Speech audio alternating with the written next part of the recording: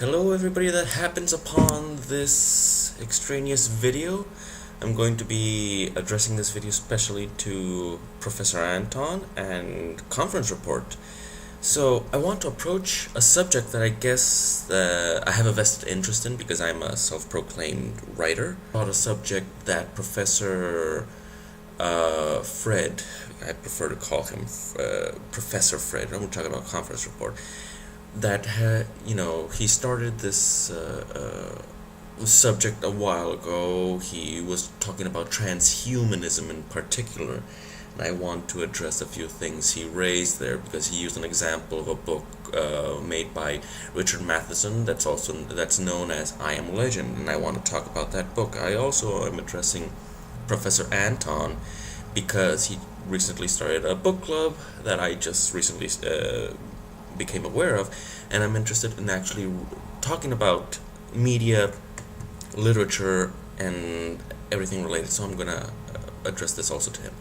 Okay, so again, I'm gonna talk about the work of Richard Matheson, in this case only his book I Am Legend, and I'm gonna discuss it in three ways, and I'm gonna try to work through this because there's a point at the end that I want to emphasize. Now, first and foremost, I'm going to speak about the book, that is I Am Legend, Richard Matheson. The second part of this, I'm going to talk about the first movie that was made based on that book. In this case, it's called The Last Man on Earth. Vincent Price participates in this movie. And lastly, I want to talk about the most recent movie about that's made from I Am Legend, and that's a movie with the same title that casts Will Smith as a protagonist.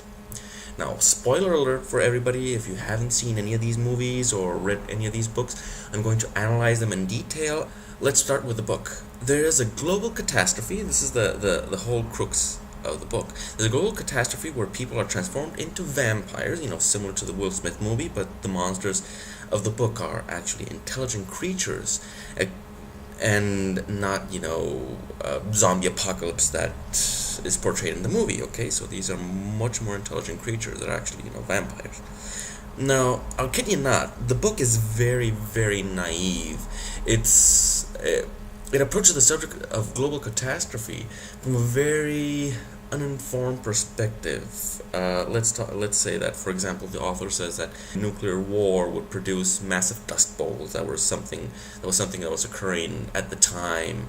This book was written in 1965, so 30 years before there was these big catastrophic dust bowls, and this person had no concept of nuclear winters, no concept of vampires or whatever would actually be sneaky enough to actually get into houses that are very, very narrowly guarded, as described in the book.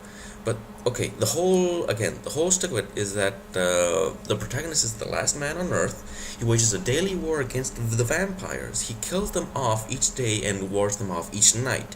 You identify with the guy because he's fighting for his life. He's hanging on. And at the end of the book, you learn that the vampires are actually still very similar to humans. They're thinking creatures. They've actually formed a society, and the protagonist of the book is now viewed as a murderous monster that is feared by that society. He is now the one that stands out. He is the one that's different from the rest. He is now the real threat to the society. The vampires, shortly after they discover his existence, they actually send out a SWAT team to take him down and capture him. Soon after, he is publicly executed. From that stems the whole idea that I Am Legend. He is transformed into the boogeyman of that new age. He becomes a legend because he was a murderous monster. He was the thing that was different. He is the only real monster of that new society composed of vampires. It's kind of the transition of the book. The problems are not solved. This person tries to find a way to cure vampires, never actually gets there. It ends tragically with his death, and there is this new society that's completely different from what he knows that will live on. Okay, now let me explain to you why the book is so good. Why it's actually the good side of it is that it you empathize with both sides here. It makes you ask questions through the story that can't be asked up front. That if you ask these questions up front, they make no sense. But in the context of the book, it's so different. It casts doubts because there are uneasy questions that make people uncomfortable. Why is it imperative to preserve humanity the way it currently exists? What is it to be human? To be a person? Where should we our respect for other beings start and stop? When should we embrace change? When shouldn't we embrace change? And that's why this book is so rich. It has a big message behind it. It has a question underlying it. And okay, now let's move on to the first movie. That's the Vincent Price movie. And the movie basically preserves the message of the book. The only big difference is that Vincent Price is perceived more as a villain throughout the movie, and at the end it's tangible that he is the villain of this story. And in the Will Smith movie, it is completely destroys the original message of the book. It becomes a classical zombie movie where the enemy is much more alien and we can't identify with them. The hero is completely, indisputably good. The zombie issue is resolved heroically by him alone. All the change that has occurred, for better or for worse, will be reverted. Those creatures that are different from us, they're going to cure their difference. Now, this new species that is highly adapted to the environment will be destroyed again, because if you see the Will Smith movie, they actually survive fairly well and probably reproduce. We're not sure about that. I mean, what is so important about preserving humanity as we know it? Yes, self-consciousness is a very important thing, but I mean, there is a change. These things are cohesive. I mean, one of the villains of the Will Smith movie, one of the monsters, the zombies, is actually fairly smart. I mean, how much would be lost? How much would be recuperated? In any case, I mean, the Will Smith movie is extremely anthropocentric. It's very xenophobic. I have no idea how could the producers have the gall to name their movie after the book when it completely castrates the whole point of the book. And again, yes, castrates. I'm going to use these very Freudian terms. You'll excuse me, dear feminists that are out there, for using non-gender neutral terms. But hey, I'm a chauvinist pig. Okay, so please bear with me, excuse me. In any case, I find no better word to describe what the movie does to the original message of the book.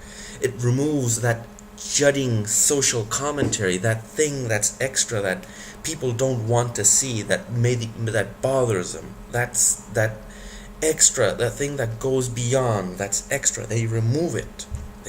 That's why I call it, they castrate it. It removes all the social commentary from the original and makes this into extremely vile, bland zombie movie. And again, I built this example to give an exposition of the thesis, of a little thesis I have, that modern movie industry is out there just to make us into nitwits. This is one example of a remake that I've seen that in recent adaptations of a book, they destroy the original message of the book. I mean, completely destroy the original message of the book. And I have a vested interest in this because, again, what I want to convey is a message. I don't want just the damn story. The story is good, but there should be a message inside it that makes you think. Now, arguably, how much time would it take them to include this into the movie? Arguably 15 minutes of footage to make this whole transition, this whole change. And there are so many great works that do this, i.e., I'm going to give you Solaris by Stanislaw Lem.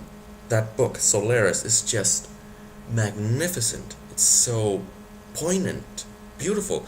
And the movie by George Clooney in it is just so fucking horrible. Time Machine, the new adaptation of Time Machine, it completely destroys the original message of the book. Again, it's basically the same. It's basically in the same spirit as the Richard Matheson book.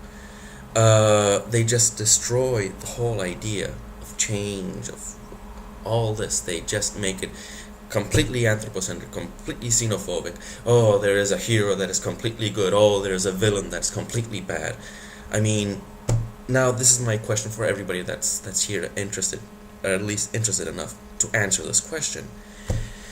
Why does Hollywood make such an effort to remove the message, the soul of such a great work when they adapt it to a movie form?